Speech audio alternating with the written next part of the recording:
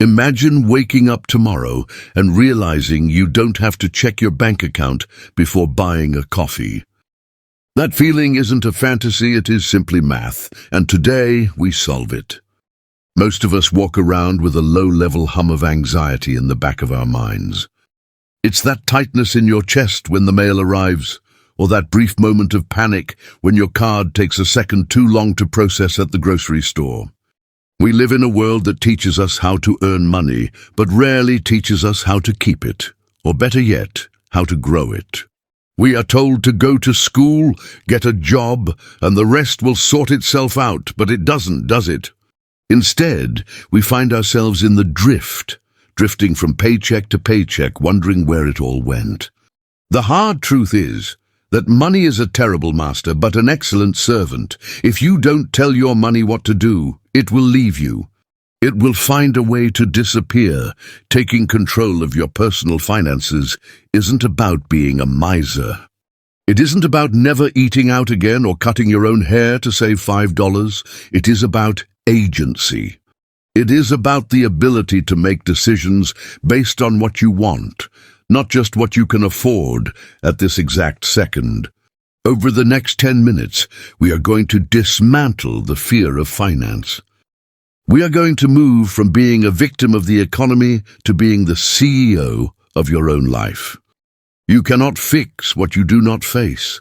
The first step to control is radical transparency. For most people, this is the scariest part. You need to pull your head out of the sand. I want you to imagine you are a consultant hired to fix a failing company. That company is you, Inc. Open the bank statements, look at the credit card bills, not just the minimum payment due, but the total balance. Look at the interest rates, look at the subscriptions you forgot about 3 months ago. Write it all down, every single debt, every single asset. When you see the numbers in black and white, 2 things usually happen. First, a wave of shame. That is normal. Feel it, acknowledge it, and then let it go. Shame is not a financial strategy. The second thing that happens is clarity. For the first time, the monster isn't hiding under the bed. It's standing right in front of you. And the monster you can see is a monster you can fight. You now have a starting point. This is your point A. You cannot map a route to freedom if you don't know where you are standing right now. Let's talk about the B word, budget. People hate that word. It sounds like a diet, it sounds like deprivation. It sounds like you're putting yourself in a cage. So let's change the vocabulary. Let's call it a spending plan, or better yet, a freedom plan. A budget isn't about restricting your spending. It is about permission to spend. When you don't have a plan, every time you buy a pair of shoes or go out for dinner, you have a little guilt in the back of your mind. Should I be buying this? Can I afford this? When you budget, you decide at the beginning of the month, I have $200 for dining out. Now, when you go to that restaurant, you spend that money with zero guilt. You've already agreed with yourself that this is okay. The formula is simple. Income minus expenses equals 0. This is called zero-based budgeting.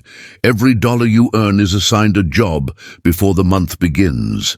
Some dollars are assigned to rent, some to food, some to the electric bill, and, this is crucial, some are assigned to you, to your savings, to your investments. If you have money left over at the end of the math, you give it a name. You don't leave it in the checking account to accidentally get spent. You move it to a goal. You are the general and your dollars are the soldiers. Send them to the front lines. Here is a guarantee. Life is going to punch you in the face. The car transmission will fail. The roof will leak. You will need a root canal. This isn't bad luck. This is life. If you don't have cash set aside for these moments, you have to borrow. You put it on the credit card. And now, a $500 emergency becomes a $1,000 debt. Because of interest, you are digging a hole to fill a hole. Before you invest, before you buy the fancy car, you build a fortress. You need an emergency fund. Start with small, manageable targets. Maybe $1,000 or 1 month of expenses, just enough to keep the wolves at bay. Eventually, you want 3 to 6 months of expenses sitting in a high-yield savings account. This money is not an investment. It's not there to make you rich. It is insurance. It is the price you pay to sleep well at night. When you have this fund, a flat tire isn't a crisis. It's just an inconvenience. That shift in perspective changes your entire psychology. Now let's look at the enemy. High-interest consumer debt, credit cards, personal loans, car notes. These are wealth killers. They act like a parachute behind you, dragging you backward while you try to run forward. There are 2 main ways to attack this. The first is the Avalanche method. You pay off the debt with the highest interest rate first. Mathematically, this saves you the most money. The second is the Snowball method.